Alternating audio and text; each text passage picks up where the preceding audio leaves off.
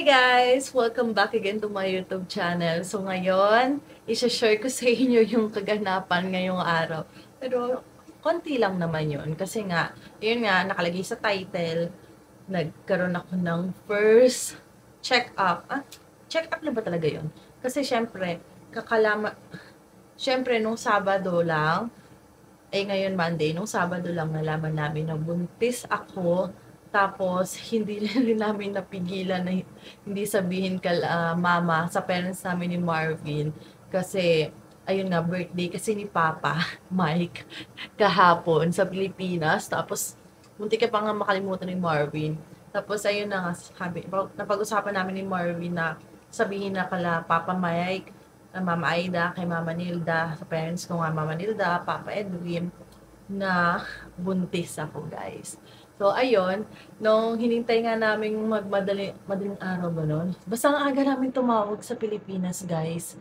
Tapos, nung una nga nagising si Mama, tulog pa sila nun. Pero maaga naman daw silang aalis kasi nga, nakain sila sa Viking. So, ayun nga, nung sinabi na nga namin na buntis nga ako, natuwa nga sila, tapos yun nga, sabi mag-ingat kasi first baby, tapos share ni Mama Aida yung experience niya nung nagbubuntis siya kay Marvin, kasi si Marvin first baby din, tapos ako first baby din, tapos ayun, sabi kasi ni Mama, sinabi ko kasi kay Mama, na laging masakit yung puson ko, tapos bakit daw masakit, baka daw mamaya, mababa daw yung mattress ko, humiga daw ako, na may unan sa likod para nakataas yung paa. Same din yan sa sinabi nila Papa nung tumawag din ako kahapon. Kasi sabi ko, sasabihin ko na rin kala Papa, ang gusto kasi namin ni Marvin, isusurprise talaga. Magpapagawa kami nung damit ng baby na may nakatatak na first grandchild, ganito coming soon, 2026, ganon. Tapos yung ultrasound sana, kaso nga hindi agad-agad din pala yung sa ultrasound kasi mamaya na-share ko sa inyo. Hindi pa pala agad-agad yon.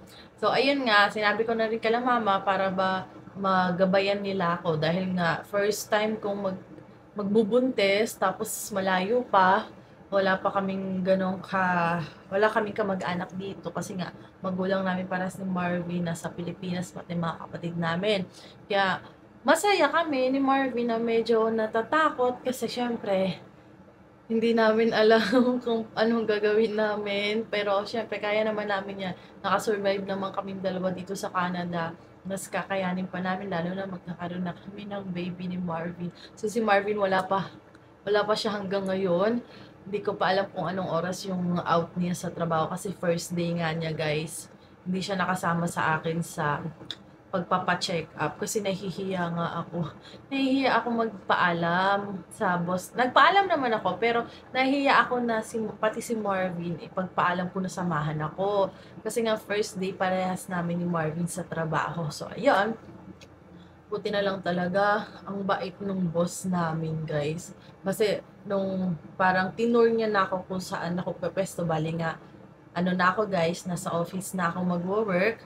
So, nakakapanibago kasi first time nating mag-work ng office dahil nga puro yung mga naging trabaho ko dito sa Canada, alam niyo naman, food server, receptionist, sales receptionist, yan, nakapag naman tayo, computer, pero lang naman yun, 3 months lang naman ako. Tapos housekeeping na, tapos factory, yung mga ganyan, puro gumagalaw talaga yung katawan. Ngayon, nakaupo ako sa computer ako, sa laptop ako, nakatutok na siya mga paperworks na yung mga gagawin ko. So, ayun, kanina, uh, nung bago bumaba yung boss namin ni Marvin, nagsabi ako na, sinabi ko sa kanya, nalaman ko kasi nabuntis ako nito lang Saturday. Ito sabi niya, natuwa siya. Talagang kita sa itsura niya, natuwa siya. Sabi, oh, congrats, that's a good news, ganyan. Tapos sabi ko, yeah. Tapos sabi ko, kung okay lang bang magpa-check up ako kasi nakakaramdam ako ng masakit dito sa puson ko. So, dahil nga first time kong magbubuntis, first baby namin, kinakabahan ako. Gusto ko lang ma-check kung okay, kung normal ba yun. O, safe ba si baby? Sabi niya, oh, walang problema. Basta if may mga kailangan ka, may mga appointment ka, pwede kang umalis. Punta ka. Kung hindi mo pa alam kung paano mag-book ng appointment, So, pwede kang tulungan ni Christina. Ayun si Ate Ma. Tapos, ayan. Sabi niya, pwede kang tulungan ni Christina. Sabi ni boss. Pero hindi naman namin tinatawag na boss talaga kasi syempre mga Canadian, ayun ang tinatawag na boss. Gusto nila sa first name talaga nila. So, ayun. Tapos, nung sabi ko, edi tuwan-tuwa kami kasi pinayagan ako. Tapos, nung pababa na siya, bumalik siya, sabi niya,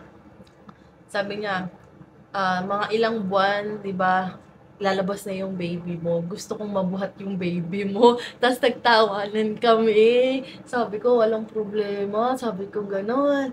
Bubuhatin yung baby ko ng aming boss, no, yung may-ari ng pinagtatrabahuhan ko.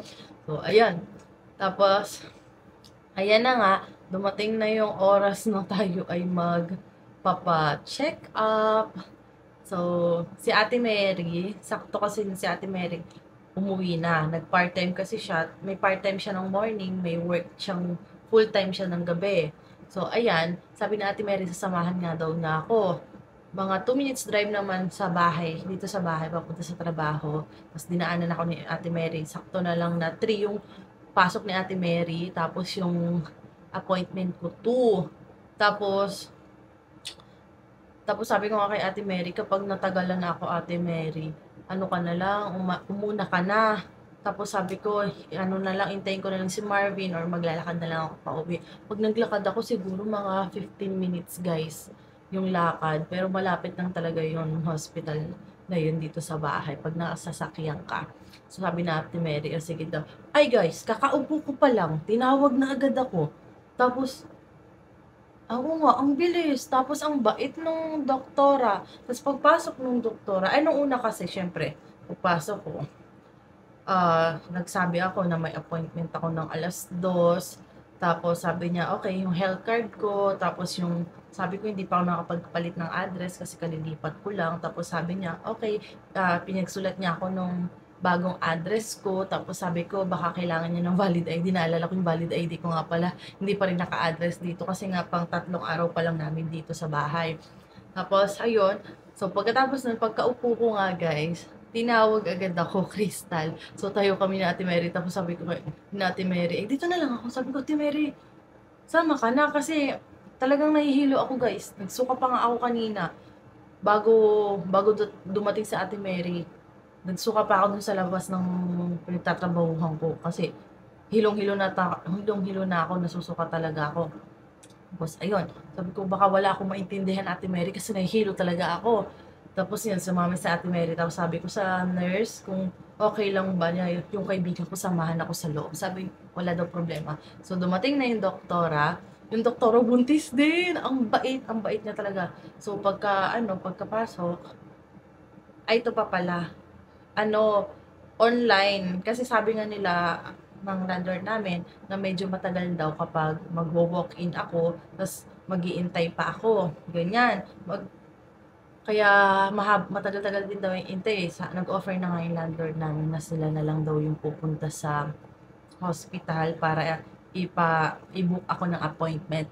Tapos yung manager ko sa work, sabi niya sa akin, pupunta rin kasi siya.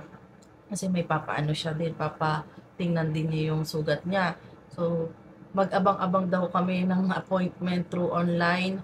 So, nag-abang-abang kami. Tapos nakakuha kami, pares lang kami ng doktor. Tapos, magkasunod lang kami ng oras, guys. Ang galing nga kasi ang bilis. Pagkalabas ko, tinawag agad siya. Ako 2:30 siya. Tapos sabi ko, ang bilis. Tapos ang bait ng doktora. So, ayun na nga. Ang bilis ng proseso nila dyan. Natutuwa ako. Siguro dahil hindi nga siya ganun, bagay, madami na rin naman tao dito. Pero, ano, puro kasabayan ko mga buntis din eh. Galing, sabi ko, ayan na, na ano na tayo. Tapos, ayan na nga.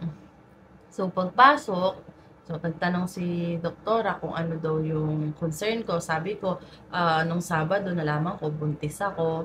Tapos, sabi ko sa kanya na kung may nararamdaman akong masakit dito sa may puson ko. Tapos tinanong ko kung normal ba yun.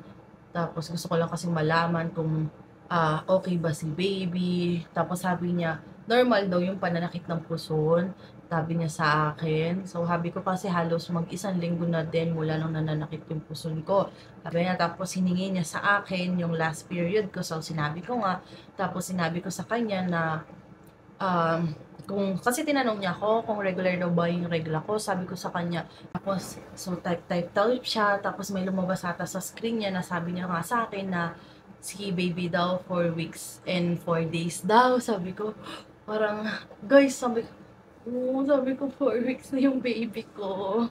Sabi ko ganun. Tapos pero hindi pa daw yun yung pinaka-exact na kung ilang weeks talaga si baby. Kasi kailangan talagang ma-ultrasound. Pero sabi nga niya, hindi daw ako agad-agad ma-ultrasound. Kailangan daw maka 12 weeks na daw. So sabi nga niya, after 2 months nga daw, babalik ako, tatawagan daw nila ako para daw sa first na check-up ko. So doon na nga rin ako yung parang ultrasound, blood works, yung mga ganun, lahat na daw yun. Sabi niya nga ganun. So, kailangan ko daw uminom ng vitamins, mga folic acid, yung mga ganyan. So, minessage ko na si Marvin. Kaso hindi pa nga siya nagre-reply kasi nasa trabaho nga siya. So, ayan. Yun yung mga sinabi. Tapos sabi ko, nagugutom na ako. Kanina nahihilo pa ako. Tapos nagugutom. Hindi pa nga ako nakakapaglikpit dito sa bahay kasi nga aayusin yung kitchen dito sa amin para mas komportable nga daw kami, sabi ng aming landlord. Kaya hindi po muna namin sinasalpak yung mga gamit. So yung kinakain pa namin ni Marvin, yan pa yung Sabado, yung mga ulam na binigay sa amin ng landlord namin kasi nga welcome party siya para sa amin. Sa bait ng landlord namin, no? So ayun na nga. Sabi ko medyo nakaano naman ako, ginhawa na nalaman ko na ganun. Okay naman pala, normal naman talaga. Kasi nga kinabahan din ako. Kasi sabi din ng mama, bakit ako nananakit yung puson ko? Sabi ganun. Tinanong naman niya ako kung ano daw, come and go ba yung pananakit. Sabi ko, oo, may time na masakit, may time na hindi naman, yung tiyan ko. So, normal naman daw yun. So, kasi isip ko hanggang kailan kaya 'to, kasi ang sakit. Minsan umaano ako kay Marvin, babe sakit ano. Tapos may time na kailangan ko lang siyang ihiga para medyo ma-relax siguro, nawawala siya lalo yun nga sabi nila mama taas ko daw yung paa ko, lagi ako napupunan yung puwetan kung okay siya. Ano siya, effective naman yun. So ngayon iniintay ko lang si Marvin. Hindi ako nakapag-vlog kanina guys, kasi nga hindi ko talaga kaya.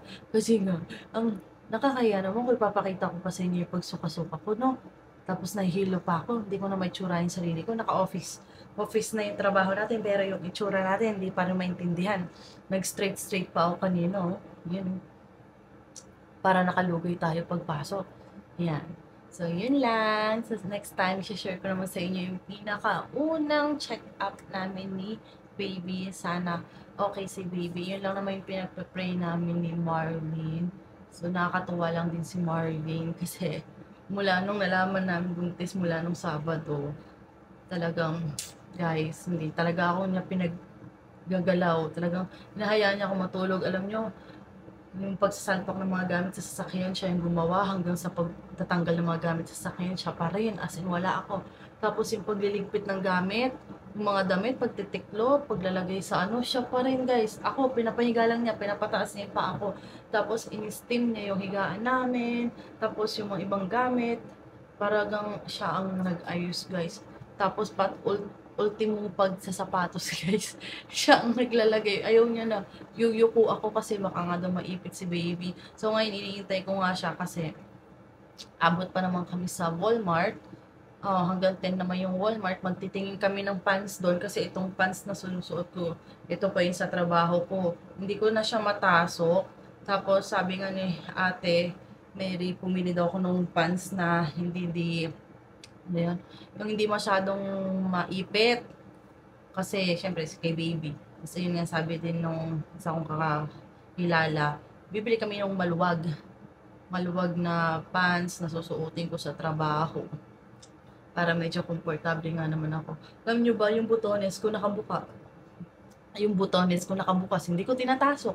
Kasi hindi nakasya. Tapos, kahapon nga, kain ako ng kain. Hindi ko na namalayan, guys, na hindi ko na namalayan Bumundat na pala yung tiyan ko. Nagulat si Marvin nung lumabas ako ng kwarto, nakataas yung damit ko. Ang laki ng tiyan ko, sabi niya, bakit ang laki na yan? Kasi puro kain ako kahapon talaga. So, linggo kahapon, guys. Nagsimba kami, pagkatapos sumimba, kumain kami. Pagkakain namin, umuwi kami dito sa bahay, nagligpit-ligpit si Marvin.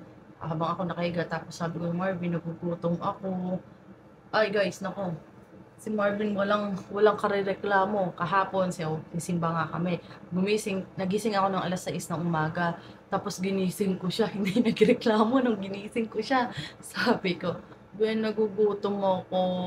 Sabi, "Tayo agad." Sabi niya sa akin, "Anong gusto mo?" Tapos tumayo agad. "Anong gusto mo?" Sabi ko, "Ano bang pagkain diyan?" Sabi ko. Pero yung ano ko talaga ngayon, gusto ko talaga puro sabaw ang kainin. So, puro sabaw. Kanina nga nag so yung break time namin, doon may kinain na, sabi ko pala kay ate, gusto ko na, kumain na ako, quinoa saka chicken, tapos sabi ko gusto ko pa ng may sabaw. Eh wala daw sabaw sa bahay nila, pero may noodles daw doon, baka gusto ko. Sabi ko, sige te, basta gusto ko ng sabaw, sabi ko gano'n. Tapos yun, tapos kahapon nagharap din ako ng sabaw, so kumain kami, may kinain ako, hindi ako kumakain ng gulay. Ang pagpipilian, dalawa lang yung soup. Ang kinuha ko yung vegetable siya eh. Cream of vegetable ata. Ay guys, sarap na sarap ako yung gulay, kinakain ko. Tapos yun, kumain kami ng burger. Dalawang pati yun, ganyan kalaki yung burger, naubos ko. Tapos may chicken wings pa. Tapos pagkatapos nun, nag-crave na naman ako. Naglabas kami ni Marvin, kumain. Sabi ko, wala nang tigil yung bunganga ko. Kain ako ng kain, gutom ako. Lagi akong gutom. Si Marvin naman hindi nagre-reklamo. Binibili niya yung mga gusto kong pagkain. Kung ano ba niya, ano gusto mo? O sige, tara. Tara. Tapos pagtataya ako ng higaan. So, kasi ngayon, sabay naman yung pasok namin ni Marvin. Pero na yung iba, sabay lang din talaga yung out namin sa work. Kaso nga may iba dahil nga siya, minsan nasa site siya. So, minsan overtime. Hindi, ako, minsan maglalakad-lakad na lang ako. Mga 10 minutes na lakad. Ganun. Maglakad na lang tayo pa uwi, guys. Kasi wala tayong choice. Hindi naman pwede magpasundo kay Ate Mary. May work din si Ate Mary. Tsaka nangyayari na kay Ate Mary magpasundo. Okay na yun. Kasi maganda rin daw naman sa buntis na naglalakad-lakad, guys. Hindi pa naman malamig ngayon. Kasi fall pa lang naman. So, baka mga November pa yan mag-i-snow or December, di ba? Depende pa sa ano. So, ayun. Tuwa lang ako kay Marvin. Alam kong magiging mabait na daddy yan. Kasi, syempre, noon pa kami nagtatry last year na magka-baby. So, medyo ilang buwan din namin siyang hinintay bago nabuo. Kaya happy kami ni Marvin. Kaya sobrang alaga ni Marvin sa akin. So, natatawa na lang ako sa pagiging protective ni Marvin. Yung tatayo ako, nahigaan, bubuhatin pa niya ako, lalagay ko yung kamay ko sa lieg niya, sa batok niya, kasi para makatayo ako ng maayos. Talagang, guys, wala na akong gagawin, siya na yung gumagawa lahat. Pero syempre, sa luto-luto, sabi pa nga niya, kailangan ko palang matutong magluto. Kasi syempre, pag na-crave daw ako, lulutuan daw niya ako. Ay, wow! Manood lang daw siya ng TikTok and YouTube. So, guys, papadating na si Marvin. So, hanggang dito na lang. Don't forget to like and subscribe sa YouTube channel ko. Bye!